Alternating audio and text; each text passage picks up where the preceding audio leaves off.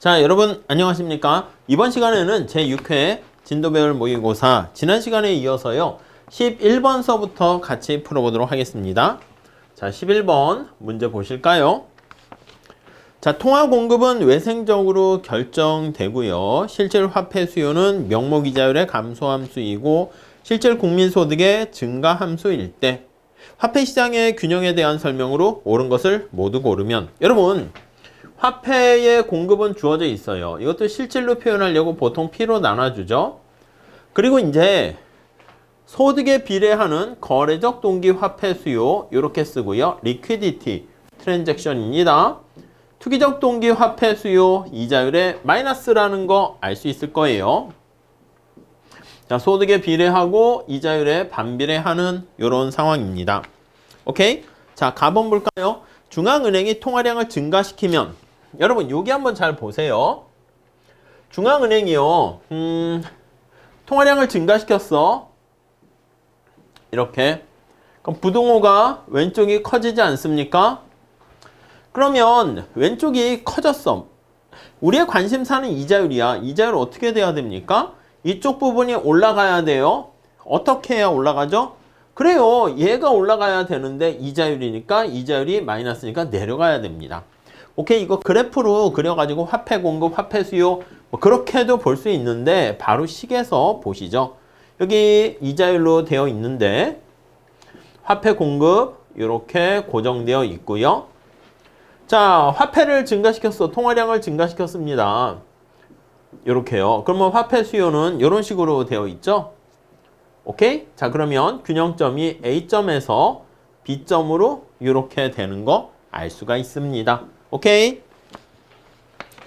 자, 이자율이 하락하는 거 맞고요. 2번, 물가 수준이 상승하면, 여러분 이거랑 똑같은데 물가가 상승하면 어떻게 됩니까? P가 상승하면 여기 나와 있는 것처럼 얘가 낮아지게 되는 거야. 오케이? 자, 그러니까 P분의 실질적인 화폐 공급이 얘가 올라가니까 낮아지게 되죠. 화폐 공급이 줄어드니까 어떻게 됩니까? 이자율은 이 부등호 반대가 되겠죠? 상승한다 이렇게 봐야 되겠죠. 이해 가시겠죠? 자, 나번 틀렸고요. 나고 디귿 볼게요. 디귿 답번. 실질 국민소득이 증가하게 되면 이자율은, 여러분 실질 국민소득이니까 Y가 증가하는 거 아니겠습니까? Y가 증가하게 되면 우리가 거래적 동기 화폐 수요가 증가하게 되는 것입니다. 이해 가시겠죠? 자, 그래서 여기 나와 있는 것처럼 화폐 수요가 증가하게 되고, 자, 여기에다 표현해 볼까요? 그래프로 한번 봐볼게요. 자, 이자율이 변하면 이거는 곡선상에서 움직이는 거고요. 그 외에 다른 게 변하면 곡선 자체가 움직이는 건데 화폐 공급이라 쓸게요. 뭐 P 해도 되고 빼도 되고요. 자, 화폐 수요가 어떻게 되냐면 소득이 증가하니까 Y0에서 소득이 증가해서 이런 식으로 화폐 수요가 Y1 이렇게 올라가게 되는 것을 알 수가 있습니다. 자, 그러면 여기 나와 있는 것처럼 이자율 자체가 이렇게 올라가게 되는 것이죠. 오케이, 맞습니다. 이해 가시죠? 자, 그 정도 정리하시고요. 자, 다음 12번 한번 풀어보도록 하겠습니다. 자, 화폐 수요 함수가 거기 주어져 있는데요. 자, 경제의 화폐 유통 속도는, 여러분 이거 기억하셔야 됩니다. 유통 속도가 들어가 있는 식은 MV는 PY 요거를 떠올리셔야 될 거예요. 오케이? 자, 여기 M은 원래 화폐 공급이잖아요. 근데 균형에서 화폐 공급량과 수요량이 같게 되겠죠. 자, 문제에서 주어진 거 한번 보시면 화폐 수요 이것도 이제 실질로 표현하려고 P로 나눠주고요. 그 다음에 소득의 I가 이자율입니다. 여러분 여기 나와 있는 이 식을 요거 유통 속도를 계산해야 되는데 요걸로 이렇게 한번 바꿔보려고 할게요. 어떻게 바꿀 수 있겠습니까? P가 1리 가고 2i가 저리 가면 돼. M, 2i 얘는 P, Y 이렇게 되죠.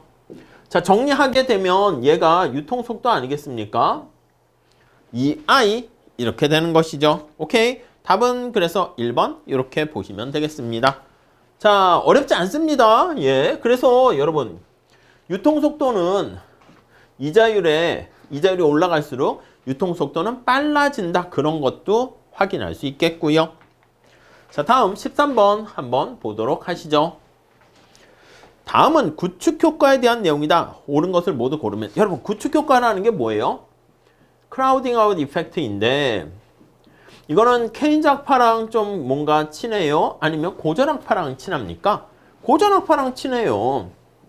자, 그래서 이게 어떻게 된다? 밀어낸다는 거야. 그래서 기본적인 아이디어는 정부가 정부 지출을 증가시켜서 정부의 영역이 팽창하게 되면, 증가하게 되면, 자, 정부가 경찰 공무원들을 많이 뽑아가지고 골목에 배치하게 되면, 아니, 사회가 안정되고 좋지 않습니까? 근데 민간에 시큐리티 관련된 산업이 다 죽게 되겠죠. 그래서 얘가 민간의 영역을 축소시키게 됩니다. 오케이? 이해 가시죠? 자, 민간의 영역이 축소하게 되는데 이게 정부 부분이 증가해서 특히 본드를 발행해가지고 재원을 조달하게 되면요.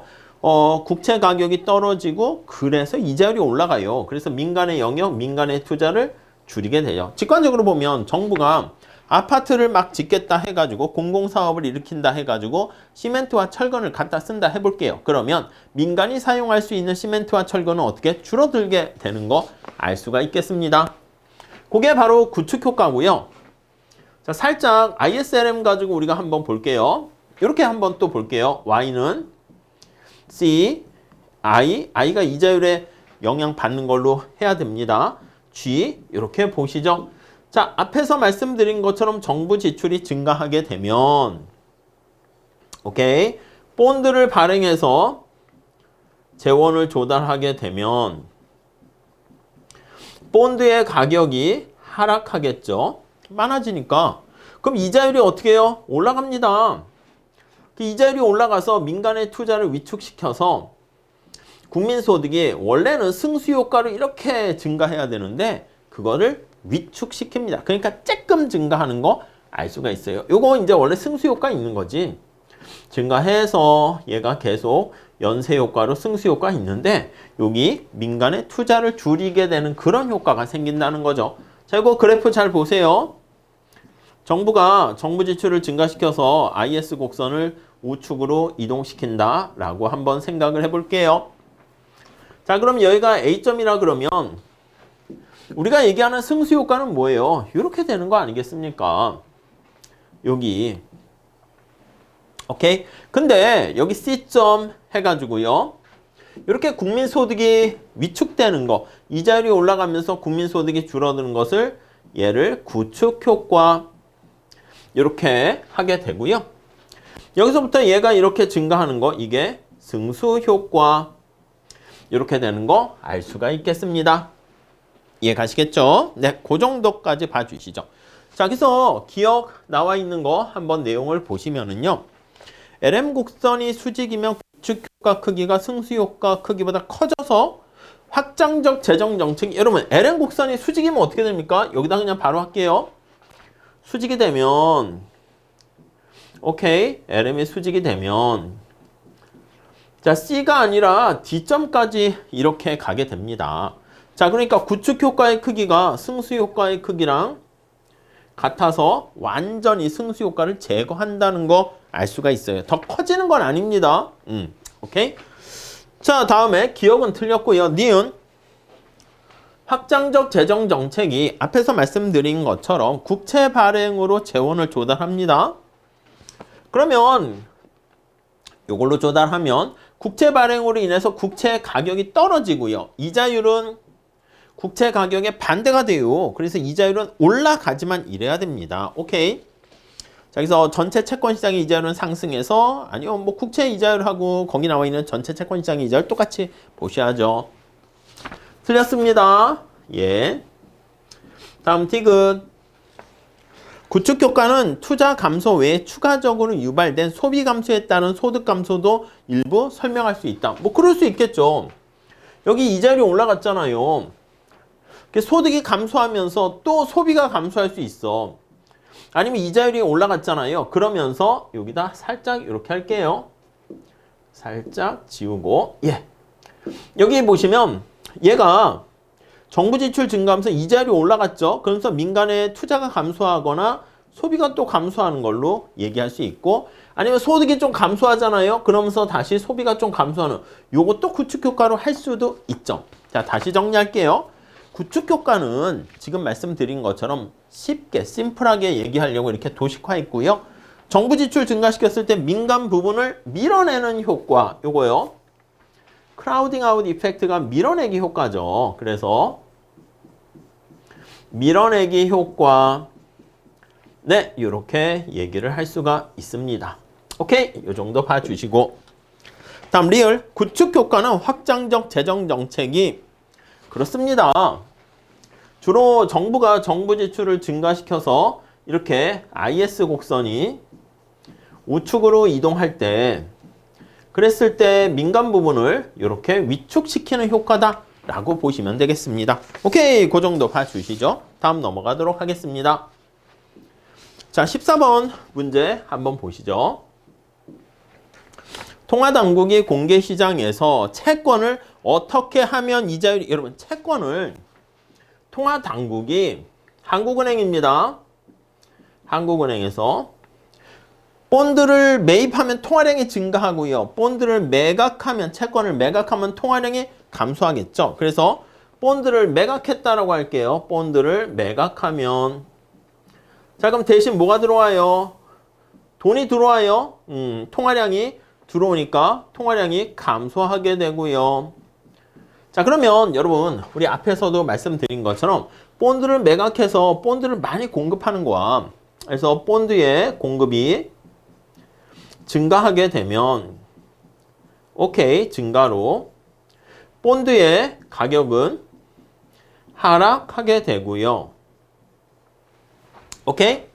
자, 이렇게 본드의 가격이 하락하면, 아니면 또 요거랑 똑같은 말이 뭐야? 그렇죠? 이자율이 올라가요. 요거 통화량 공급이 감소하는 거죠. 감소로 이자율이 올라가는 거예요. 같이 연결시켜서 보시면 좋겠습니다. 자, 그래서 이자율은 상승하고 투자와 소득은 감소한다. 쉬운 얘기죠. 빨리 4번 찾으시면 될 것 같습니다. 다음 15번 볼게요. 자, 중앙은행은 다음과 같은 이자율 준칙에 입각해서 명목 이자율을 결정한다고 합니다. 이거 테일러 준칙 아니겠습니까? 그래서 테일러 준칙에 입각해서 한번 얘기를 해봅니다. 자, 이 경제에 대한 다음 설명 중 옳지 않은 것은, 자, 명목금리는 어떻게 됩니까? 둘 중에 큰 거예요. 0. 0보다 클 때, 이제 그보다 작을 때는 무조건 0이니까 명목 이자율이 밑으로 내려가도요, 하한선이 있는 거야. 0의 하한이다. 이렇게 얘기합니다. 0의 하한선. 그러니까 0보다, 제로금리보다 밑으로 갈 수는 없겠죠. 그러니까 의미가 있는 거는 요것만 쓰시면 되겠습니다. 0.2에다가 파이 플러스 2분의 1에다가 파이 마이너스 파이 스타. 파이 스타는 이제 목표로 하는 인플레이션율이 되겠죠. 그리고 더하기 2분의 1. 이 GDP 갭이라 합니다. 예, 완전고용 국민소득 목표로 하는 거에 비해서 현재가 어떠냐, 이렇게 되어 있는 거죠. 오케이? 자, 1번에 보시면 얘가 지금 명목이자율이에요. 이게. 근데 명목이자율은 지금 얘기한 것처럼 둘 중에 맥스 하니까 0의 하한선이라 해서 0 밑으로 내려갈 수는 없어요. 마이너스 음이 될 수는 없어요. 될 수는 없어. 그러니까 가장 작게 돼도 제로까지 가게 됩니다. 오케이? 근데 실질이자율은 음이 될 수 있죠. 우리 아시겠지만 피셔 가설에 따르면 어떻게 됩니까? 피셔 가설에 따르면 자, 실질 이자율은 명목 이자율 빼기 물가 상승률 이렇게 되어 있죠. 오케이? 자, 그러니까 만약에 이렇게도 할게요. 아니면 요거보다는 이게 더 좋아요. 그냥 명목 이자율은 실질 이자율에다 물가 상승률 이렇게 돼 있단 말이지. 얘가 만약에 빵 %야. 그러니까 0 밑으로 갈 수 없으니까. 그래서 얘가 만약에 5%가 되면 요 실질 이자율은 어떻게 되겠습니까? 마이너스 5% 돼서 실질적인 진짜 의미에서 이자율은 의미될 수 있네요. 1번 맞고요. 2번. 자, 경제가 불황이어도 명목 이자율을 더 이상 낮출 수 없는, 그쵸? 그게 뭐야? 유동성 함정이죠. 엄청난 경기 침체 하에서, 유동성 함정 하에서 이자율을 낮추려고 하는데 0의 하한선에 빠져 있어가지고 금리를 더 명목 이자율을 낮출 수 없는 상황이 발생하게 됩니다. 오케이? 다음 3번. 자, 투자가 실질 이자율과 마이너스 관계에 있다면 명목 이자율이 제로가 되더라도요. 원래 이제 피셔 가설에서 요거 기대 인플레이션율 이렇게 표현하는 거죠.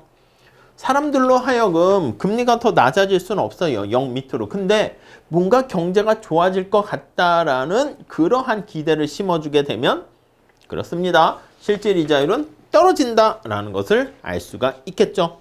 맞죠? 다음 4번. 자, 명목 이자율이 0보다 클 때 물가 상승률이 1%포인트 상승하면 여기 파이가 여기도 있고 여기도 있습니다. 그래서 이제 보통 보면 명목 이자율을 0.5 요것만 생각해서 0.5 할 수 있는데 아니야. 요거 있기 때문에 요 부분을 다 같이 정리하면 어떻게 됩니까? 1.5 파이 이렇게 쓸 수가 있어요. 자, 그래서 물가 상승률이 1% 올라가게 되면 여기 나와 있는 이자율은 얼마나 올라갑니까? 하면은 이렇게 여기 나와 있는 1.5만큼 1.5%포인트만큼 올라간다. 이렇게 표현을 해야 되겠죠. 네, 그래서 4번이 틀렸습니다. 그래서 이게 얘가 0보다 크면 여기 인플레이션 갭과 관련된 얘기고요. 이것도 GDP 갭이 경제가 과열돼 있을 때 얘기하는 거죠. 여기서의 의미는 뭐야? 요게 경제가 과열돼 있을 때 파이가 목표로 하는 인플레이션율보다 커지거나 여기도 이제 분자에 초점 맞추는 거죠. 지금 현재 국민소득이 여기 나와 있는 것처럼 이렇게 할까요? 완전 고용 국민소득보다 클 때 요 두 경우가 뭐예요? 과열돼 있을 때 아니겠습니까? 그래서 경제가 과열돼 있는 상황에서는요. 금리를 올리게 된다. 이렇게 보시면 되겠습니다. 자, 5번. 유리한 수요 충격이 발생하게 되면 실제 물가 상승률과 실제 경제 성장률이 높아지면서 이게 올라가는 거지. 경제가 과열되면 지금 말씀드린 것처럼 얘가 올라가는 거죠. 오케이? 우리가 말씀드린 것처럼 거기 유리한 총수요 충격이 발생하니까 AD가 우측으로 이동한다 보시면 되겠습니다. AD가 우측으로 이동하게 되면 AS가 있을 때 균형점이 A에서 B로 이렇게 물가도 올라가고요. 국민소득도 같이 올라가는 거 알 수가 있겠습니다. 오케이? 이해 가시죠? 자, 요 정도만 정리하시면 될 것 같습니다. 자, 이렇게 하시고 다음 시간에 16번서부터 또 같이 풀어보도록 할게요. 감사합니다.